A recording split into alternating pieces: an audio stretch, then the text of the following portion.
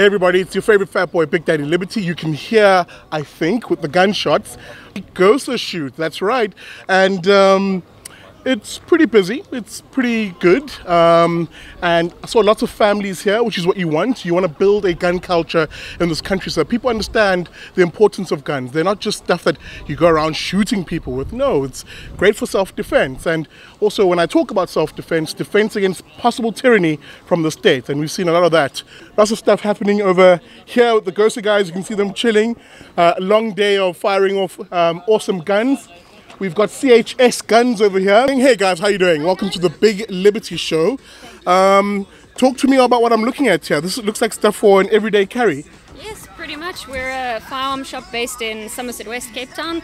These are for EDC purposes, firearms, ammunition, general accessories.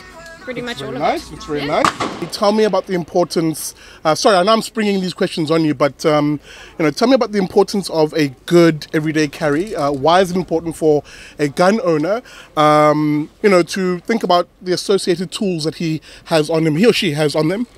So EDC is not only based on firearms, I have to put that in there. Yep. EDC is pretty much the items you would want on you on a daily basis, be it your tourniquets or just a knife that comes in handy or your firearm. Yep. I'll speak from a woman's point of view. In South Africa at the moment, with crime statistics being what they are, that's right, it's really important for us to be carrying our guns and taking care of ourselves. Absolutely. We have, about 375 citizens to one police officer in this country.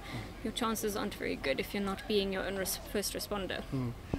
Guys, there you go, you hear it. Come to these gun shows. You'll meet guys who run awesome companies that can speak to you about what it is to be an everyday carrier of a gun. And as you said, it's more than just a gun. That's the 50. More to it than just carrying a gun. You've got to understand your gun rights on the one hand, but also what comes with it. So who is the South African gun owner? Tell me about the character of people who own guns in this country. Are they the crazy kooks that the left make us out to be?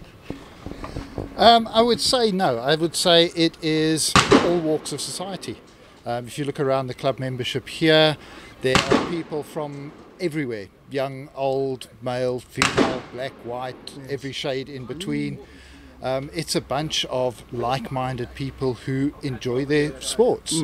A lot of it is, people tend to forget it's a sporting tool. It's sporting equipment. It's like a cricket bat to a cricketer. That's right. Tennis rackets or anything else. Probably not even more expensive than some of that equipment. And it's a group of people who get together and actually have fun. They're doing it safely. There is another group out there who they're obviously looking for self-defense type firearms. That runs the range of everything from a guy who's got a 20-year-old little revolver that may be all he can afford, through to some of the guys will be carrying high-end stuff. But in general, it's everywhere. It's ladies. I think in my personal experience, there's a lot more ladies getting armed now. Logically, it's a great equalizer in that sense if something's likely to happen to them. Obviously, there's a responsibility involved with it. There's the safety aspect, both on the range, at home, anywhere else, and then there's a responsibility to get some sort of reasonable training with it. That reinforces the safety, but it also, like with any other tool, improves your efficiency with it. Absolutely. Now, Someone's having look, I fully agree on that point, and it's a point I make quite often on the show. The idea of women having to beg men to stop abusing them is a very weird thing and a very weird concept, when really empowering women could be as simple as proficiency with using a pistol or a firearm or a firearm period. Gideon, talk to me. We get a general sense around who the ordinary gun owner is, legal gun owner is in this country. Tell me about your particular passion for guns. When do you first fire a gun? And, on issues of safety, how often do you sort of train and essentially, build up your skills? Well, firearm ownership started quite late for me with regards to, if you look at the average sports shooter, it starts at a very young age. I only really got my first firearm license when I was about 25 years old or older, which is slightly an anomaly, although there are people who start even later. And the reason I got it is a sense of understanding about my own personal security situation. If a person, a violent human predator, decided to come into my house through my layers of security at any point in time, the best I could have done at them at that point is angrily wave a hockey stick at them, if that is what I had.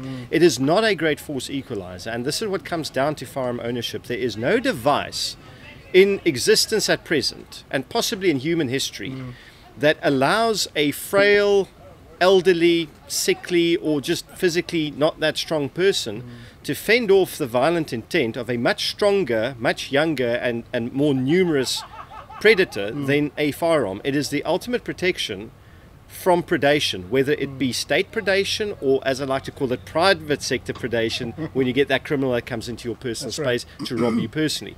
So that's what it started with me. It then evolved into an interest in shooting sports because, as Jason mentioned, one of the best ways to retain and, well, develop and then retain proficiency is to do something with the gun in a regulated environment regularly, whether it be practical shooting or anything else, just as long as you get meaningful trigger time and you become proficient and you retain it. So that's my personal journey. It's probably not that much of a unique story. I think a lot of people start with a concern over their own safety. Guys, thank you very much. Enough of the jibber jabber. Let's start firing some guns. Triggering the lefty.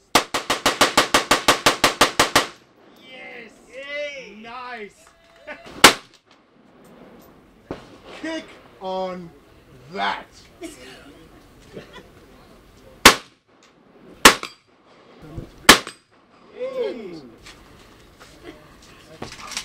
I'm getting sponsored by them.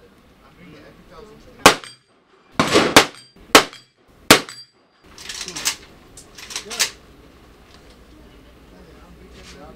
1,000. How was it? So lovely.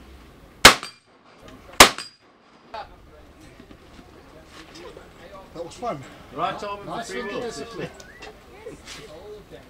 Woo! And that's how you do it.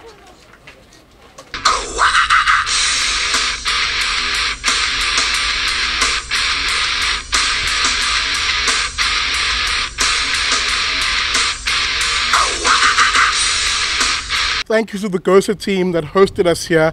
You know, Gun Owners South Africa really is one of those organizations that is doing excellent work. And as you can hear in the background, you know, they are demystifying a lot of the things that are, you know, sort of misleadingly said about gun owners in this country. Gun ownership is such an important thing. It is more than just firing off rounds for fun. It speaks to the protection of the very rights that have been hard fought in this country. So with that being said, thank you so much for joining your favorite fat boy. Please keep supporting me. For those who are supporters through the Friends of the IRR initiative, thank you so much. It is through your support that I'm able to travel the country, meet awesome South Africans, talk about issues that really affect all of us, and that really speak to our liberty and our freedoms in this country. For those who want to support the show, please sign up to become a friend of the IRR. You can do that by literally SMSing your name to 32823. Terms and conditions to apply. Each SMS costs R1, and or you can just find us online at irr.org.za/join. The average person who supports me does so by just giving 90 Rand a month. Or you can do less, but essentially those are the funds that help get me around the country, that get me to you, that bring you this content. And I'm hoping we'll do much more as we speak about the rights that matter to us South Africans. Like, comment, subscribe. You've been on The Big Liberty Show.